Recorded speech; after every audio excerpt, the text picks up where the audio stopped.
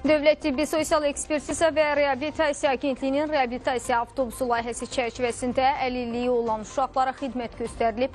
2022-ci ildən paytaxtda icrasına başlanılan layihə ötən aydan Gəncədə reallaşdırılıb və bu müddət ərzində hansı işlər görülüb, neçə uşağa qayğı göstərilib? İndi əməkdaşımız Jalə Qasımzadə, müsahibi Dövlət Tibbi Sosial Ekspertiza və Reabilitasiya Agentliyinin şöbə müdiri Nicat Abbasbəyli ilə bütün bu suallara aydınlıq gətirəcək.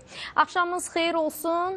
İstərdik ki, elə adını çəkdiyim suallarla bağlı məlumatlandırasınız. Bizi də eşidək sizi.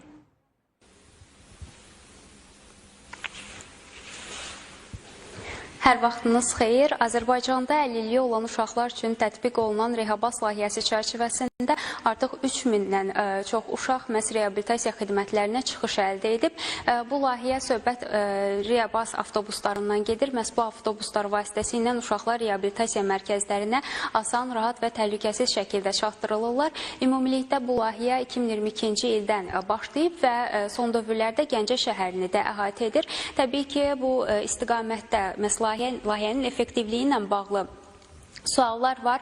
Qeyd etmək lazımdır ki, bu layihə Dövlət Azərbaycan Əmək və Əhalinin Sosial Müdafiəsi Nazirliyinin tabeliyində olan Dövlət Tibbi Sosial Ekspertiza və Reabilitasiya Agentliyinin birgə təşəbbüsü ilə keçirilir və bu istiqamətdə də suallarımızı elə agentliyin şöbə müdiri Nicat Abbasbəylidən soruşacağıq.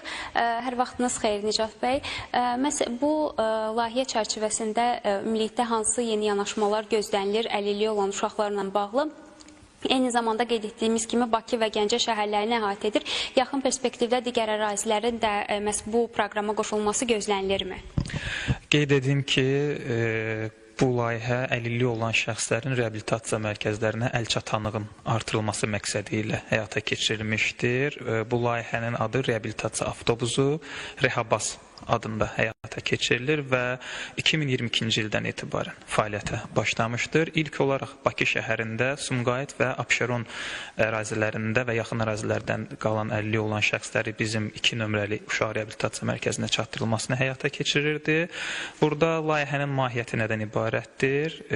Burada reabilitasiya mərkəzlərindən uzaqda yaşayan və nəqliyyat problemi olan əlilliyi olan şəxslərin ünvanlarına yaxın ərazilərdən götürülərək mərkəzlərinə çatdırılmasını və sonra reabilitasiya müddəti boyunca onları orada gözləyərək geri yaxın ünvanlarına çatdırılmasını həyata keçirilir.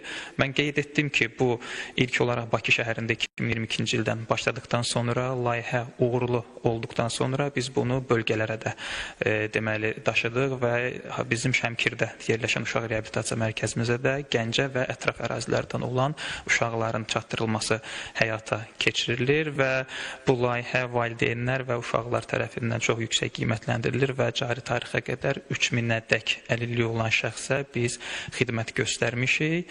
Eyni zamanda gələcəkdə regionlarda yeni marşrutların açılması və əlilliyi olan şəxslərin həmən xidmətlərdən faydalanması, eyni zamanda əlçatanlığın artırılması nəzərdə tutulmuşdur.